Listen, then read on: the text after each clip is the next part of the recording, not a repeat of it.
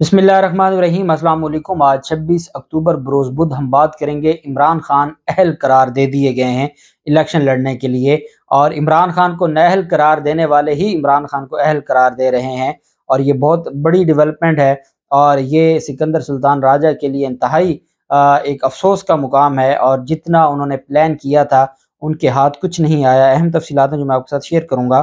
साथ हम बात करेंगे कि इमरान खान के खिलाफ और पाकिस्तान तहरीक इंसाफ के खिलाफ Sikandar Sultan Raja supreme court of Pakistan पहुंचे हैं, वो क्या मामला है उसके ऊपर भी हम बात करेंगे। पहले तो मैं आपको बताता चलूं कि लाल हवेली कब्जा के हवाले से जो शेख रशीद के खिलाफ एक केस दायर किया गया था, उस पर समाअत हुई थी, और अदालत में सेशन अदालत ने स्टे ऑर्डर जारी कर दिया था शेख रशीद की दुकान पर, शेख रशीद की हवेली और उनके जो बाकी जायदाद थी उस पर, कि आप उसको जो मतरूका वक्फ अमलाक के खिलाफ ये स्टे था कि आप इनको गैर कानूनी तौर पर नहीं निकालेंगे और गैर कानूनी तौर पर आप इनको डिस्पोजेस नहीं करेंगे। शेख रशीद और उनके भाई ने ये फैसला चैलेंज किया हुआ था, और शेख रशीद ने सेशन जज के अदालत में ये दरख्वास्त दायर की थी। वहाँ पर तमाम रिकॉर्ड अदालत ने तलब किया, जब जो एडमिनिस्ट्रेटर्स थे उनसे मतरूका वक्फ अमलाक ने से जब ये रिकॉर्ड तलब किया गया। अब मतरूका वक्फ अमलाक तो कहता था शेख रशीद के बारे में पुरानी, क्योंकि इनके आबा अजदाद की जगह है, आ रही है कागज़ जैसे आप जानते हैं पुराने जो डॉक्यूमेंट्स हैं। तो वो अदालत ने कहा भी चलें, आपका ये मानना है कि जी शेख रशीद साबित नहीं कर पाए कि ये जगह उनके आबा अजदाद की है, तो आप साबित कर दें कि ये जगह मतरूका वक्फ अमलाक की, आपके पास कौन सा डॉक्यूमेंट्स है वो रिकॉर्ड लें। और अदालत ने 28 अक्टूबर तक वो रिकॉर्ड तलब कर लिया है, और हुक्म इम्तनाई जो है शेख रशीद के हक में उसमें तौसी कर दी है, और अदालत ने कहा है कि इसको हम कानून के मुताबिक देखेंगे। जबकि दूसरी तरफ जो बल्दियाती इंतखाबात के हवाले से समाअत हुई चीफ इलेक्शन कमिश्नर की अदालत में, और चीफ इलेक्शन कमिश्नर ने बड़े दुख का इजहार किया, कोई हुकूमत बल्दियाती इंतखाबात नहीं कराना चाहती।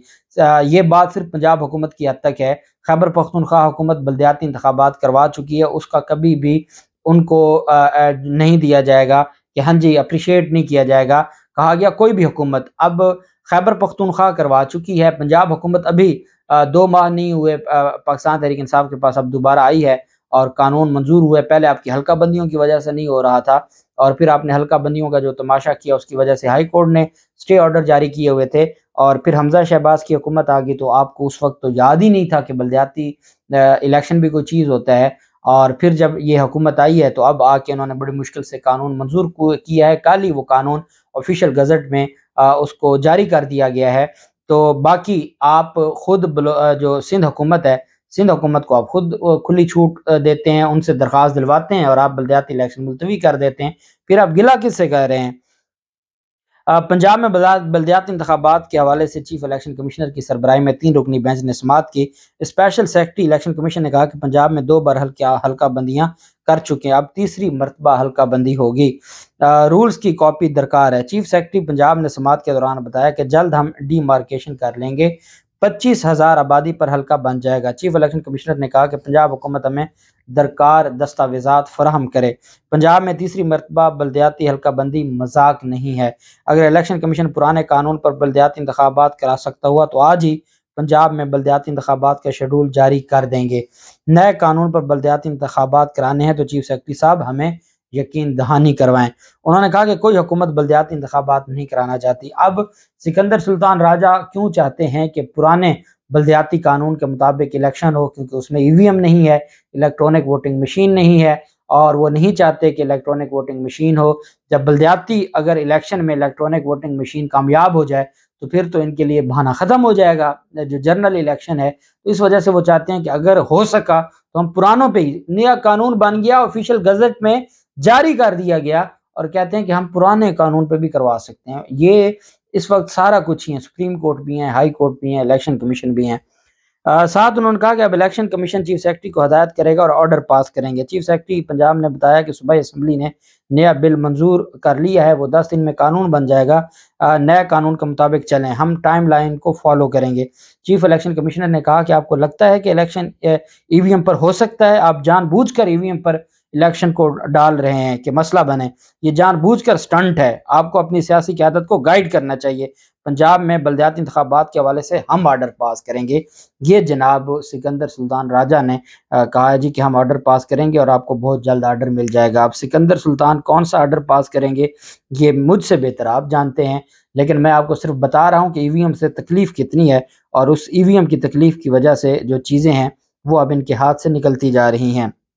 اچھا، دوسری طرف جو 30 ارکان اسمبلی کی معطلی کا نون لیگ کے خلاف فیصلہ آیا تھا اسپیکر پنجاب اسمبلی کی طرف سے، اب اس کو چیلنج کرنے جا رہے ہیں لاہور ہائی کورٹ میں کہ جی ہمارے ساتھ بڑی زیادتی ہوئی ہے، ہمارے 30 ممبران کو ہی کر دیا گیا ہے، 30 ممبران کو معطل کر دیا ہے، ان پر پابندی عائد کر دی ہے، اس وجہ سے ہمارے پاس تو کوئی آپشن ہی نہیں ہے سوائے اس کے کہ ہم جائیں اور عدالت میں جا کے ریلیف لیں، اور لاہور ہائی کورٹ اس پر اسپیکر کے جو احکامات ہیں ان کو نل اینڈ وائڈ ڈکلیئر کرے۔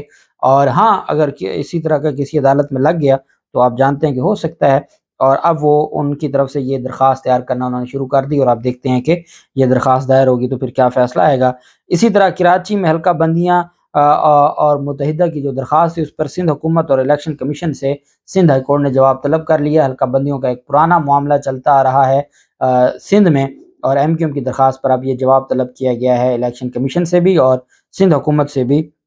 دیکھتے ہیں وہ معاملہ کہاں جاتا ہے۔ جبکہ دوسری طرف الیکشن کمیشن کے قانونی ماہرین، جو میں نے آپ کو بتایا تھا کہ سکندر سلطان راجہ نے آئین کے آرٹیکل 63(1)P کی تشریح کے لیے قانونی ماہرین کو طلب کر لیا تھا، قانونی ماہرین نے یہ بتایا ہے، چیف الیکشن کمشنر کو یہ بات سمجھائی ہے کہ عمران خان الیکشن لڑنے کے اہل ہیں، وہ جو 30 اکتوبر کو ضمنی الیکشن ہو رہا ہے وہ اس الیکشن میں حصہ لینے کے اہل ہیں، اور انہوں نے کہا کہ جو 63(1)P کی روشنی میں صرف موجودہ سیٹ سے وہ نااہل ہوتے ہیں اور وہ ڈی سیٹ ہو جاتے ہیں، اور اس فیصلے کی روشنی میں وہ اس حد تک میاں والی کی سیٹ کی حد تک وہ نااہل تھے، ڈی سیٹ ہو گئے، اور اب وہ اگلا جو الیکشن ہے ضمنی الیکشن جو 30 اکتوبر کو ہے وہ لڑنے کے اہل ہیں۔ اب مجھے بتائیں عمران خان کو کوئی نقصان ہوا؟ نہیں ہوا، اور اب یہ معاملہ اسلام آباد ہائی کورٹ میں بھی شاید آج اس کے اوپر سماعت ہو یا کل ہو، تو یہ تو فیصلہ ویسے ہی معطل ہو جائے گا، لیکن عمران خان کا یہ کچھ بھی نہیں بگاڑ سکے۔ اتنا تماشا کیا انہوں نے، اتنا تماشا کیا عمران خان کی توشہ خانہ کو لے کر، لیکن اس میں سے نکلا کیا؟ وہ سیٹ انہوں نے ڈی سیٹ کیا جس کا عمران خان ان کو کہہ رہے تھے، ان کے منہ پر استعفیٰ مارا اور کہتے تھے میرا استعفیٰ منظور کرو، اور وہ استعفیٰ منظور ہونے کی بجائے وہ سیٹ ختم ہو گئی، اور عمران خان باقی 6 سیٹوں سے جیت کے بیٹھے ہیں، تو جس وقت چاہیں وہ اپنے تفصیلات جمع کروائیں، جو اخراجات کی ان کا نوٹیفیکیشن جاری ہو، وہ حلف لے لیں، ان کو کیا ضرورت ہے، وہ 6 سیٹوں سے جیت کے بیٹھے ہیں 30 اکتوبر کو وہ اگلی سیٹ سے بھی جیت جائیں گے، پھر آپ کے ہاتھ تو کچھ نہیں آئے گا۔ یہ ان کو ایک تاریخی شکست ہے موجودہ جو امپورٹڈ حکومت ہے، اور ان کی طرف سے یہ کہا گیا ہے کہ عمران خان ضمنی الیکشن میں حصہ لے سکتے ہیں، اور جو ریٹرننگ افسر تھے کرم کے ان کو یہ جواب بھجوا دیا گیا ہے کہ عمران خان الیکشن لڑ سکتے ہیں، اور عمران خان اہل قرار دے دیے گئے ہیں۔ دوسری طرف جو عمران خان کے حق میں فیصلہ تھا، یہ لاہور ہائی کورٹ کا فیصلہ تھا، اور یہ فل بینچ کا فیصلہ تھا، جس میں شو کاز نوٹس جو توہین الیکشن کمیشن کے شو کا نوٹس معطل کیے تھے، اس معطلی کے فیصلے، یہ انٹرم آرڈر ہے، ہم کبھی بھی انٹرم آرڈر کو، ہماری جو بڑی عدالتیں ہیں، جب J I T Sania Model Town کی جے آئی ٹی پر انٹرم ریلیف ملا تھا شریف خاندان کو، تو اس کے خلاف پاکستان عوامی تحریک نے سپریم کورٹ میں درخواست دائر کی تھی، سپریم کورٹ نے کہا تھا ہم انٹرم آرڈر کو نہیں چھیڑ سکتے، اور 3 ماہ کی ڈائریکشن دی تھی جو 3 سال ہو گئے ہیں، اور لاہور ہائی کورٹ نے سپریم کورٹ کی ڈائریکشن پر عمل درآمد نہیں کیا۔ اب یہ بھی انٹرم آرڈر ہے، عمران خان اور فواد چودھری کے خلاف توہین الیکشن کمیشن میں جو شو کاز تھا اس کو معطل کیا تھا، انٹرم آرڈر ہے، ابھی مین کیس پینڈنگ ہے، اور اس میں یہ تھا کہ جو سیکشن 10 ہے الیکشن ایکٹ 2017 کا، کیا اس کے تحت الیکشن کمیشن عدالت ہے، اور کیا یہ توہین عدالت کی کارروائی کیسے شروع کر سکتا ہے، یہ قانونی سوال تھا۔ اب یہ اسے کہتے ہیں آ بیل مجھے مار، کہ یہ جو معاملہ جو ان کے خلاف لاہور ہائی کورٹ نے فیصلہ دینا تھا، اب یہ سپریم کورٹ پہنچ گئے ہیں اپنے دائرہ اختیار کے حوالے سے، اور شاید ہو سکتا ہے کہ ان کو کوئی امید بھی لگی ہو۔ بہرحال یہ فیصلہ چیلنج کیا گیا ہے، الیکشن کمیشن عمران خان کے خلاف توہین کمیشن پر شو کاز نوٹس معطل کرنے کا فیصلہ سپریم کورٹ میں چیلنج کیا ہے۔ توہین کمیشن کی کارروائی کے سلسلے میں عمران خان کو جاری کیا گیا شو کاز نوٹس معطل کرنے کا عبوری حکم الیکشن کمیشن نے سپریم کورٹ میں چیلنج کیا۔ سپریم کورٹ میں درخواست میں یہ موقف اختیار کیا گیا ہے کہ الیکشن کمیشن ایک آئینی ادارہ ہے جس نے قانون کے مطابق عمران خان، اسد عمر اور فواد چودھری کو نوٹس جاری کیے۔ تینوں افراد کی جانب سے تسلی بخش جواب نہ ملنے پر شو کاز نوٹس جاری کیا گیا۔ درخواست میں کہا گیا کہ الیکشن ایکٹ کا سیکشن 10 آرٹیکل 175 اور 204 سے متصادم نہیں ہے۔